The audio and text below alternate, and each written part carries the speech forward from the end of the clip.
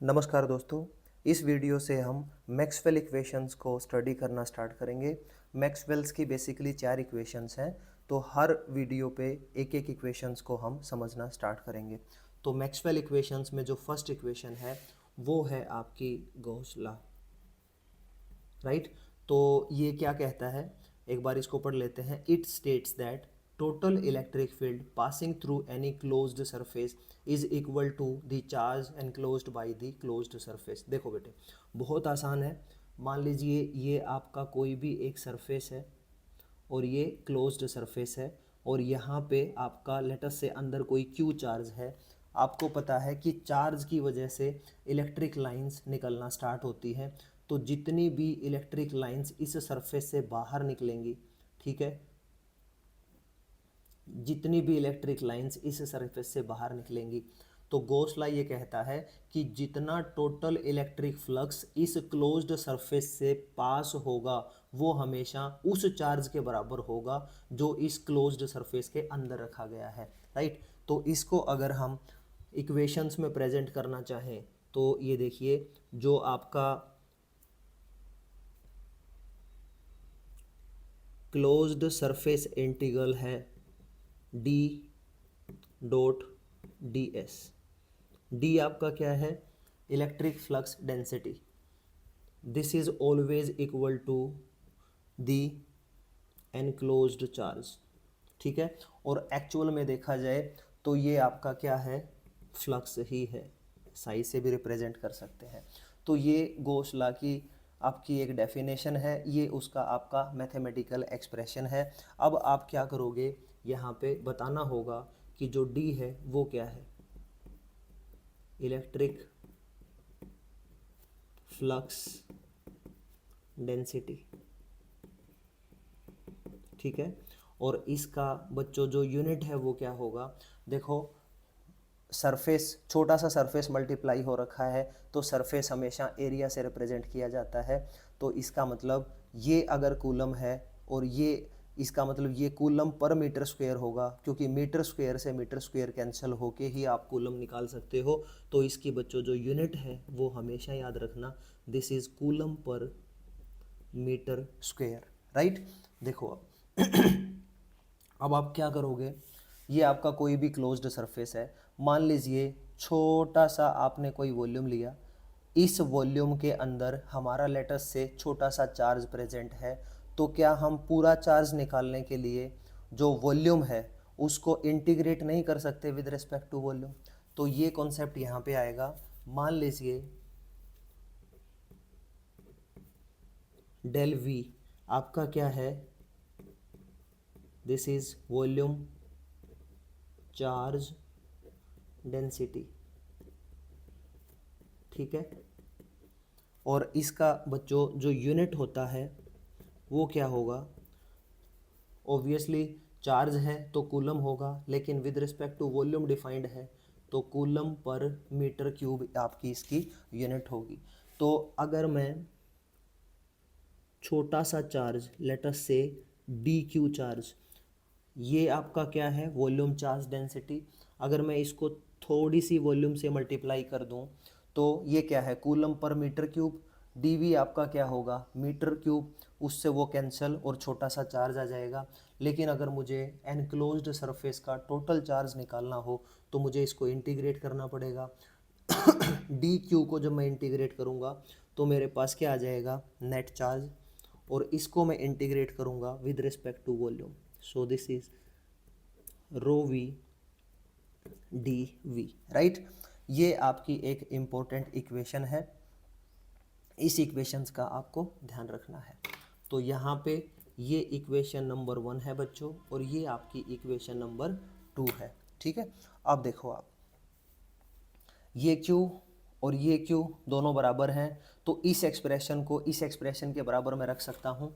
तो यहाँ से मेरे पास मिला surface, closed surface integral D dot D S is equal to net charge enclosed by the surface, and which is obviously equal to the volume integral of volume charge density with respect to small volume dv, right।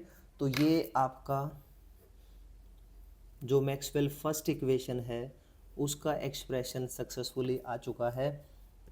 और कई बार आपसे Maxwell equations integral form या differential form में पूछ ली जाएगी, क्योंकि यहाँ integration available है। तो ये आपकी है बच्चों, this is Maxwell first equation, और किस फॉर्म में है, इंटीग्रल फॉर्म में है। तो ये आपको हमेशा ध्यान रखना है। आपसे कोई भी फॉर्म पूछी जा सकती है, आगे चल के हम इसको डिफरेंशियल फॉर्म में भी कन्वर्ट करेंगे।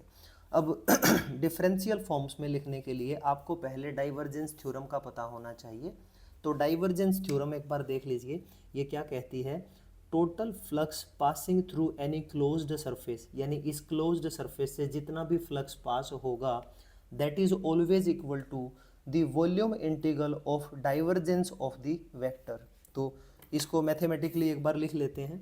देखो, जो टोटल फ्लक्स सरफेस से पास हो रहा है वो क्या है, साई यहाँ पे भी बताया था।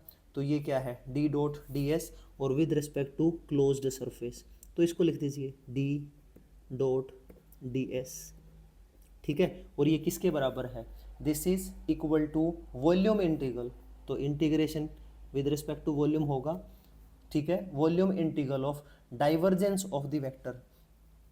तो डाइवर्जेंस डी आपका क्या है, वेक्टर है, तो डेल डॉट डी, और विद रिस्पेक्ट टू किसका, वॉल्यूम इंटीग्रल।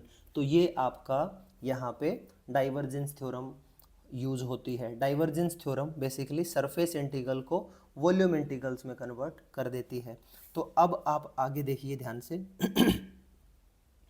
जो डेल डॉट डी एस है, this is equal to integration with respect to volume rho V and D V. तो इसको आप ये रख सकते हो, तो इसको आप यहाँ रख लीजिए, this is integration del dot D with respect to volume है ये, और डी वी। ठीक है, राइट हैंड साइड मैंने लेफ्ट हैंड साइड लिख दी। जो लेफ्ट हैंड साइड थी, this is also equal to this expression, तो ये एक्सप्रेशन आप यहाँ रख दीजिए।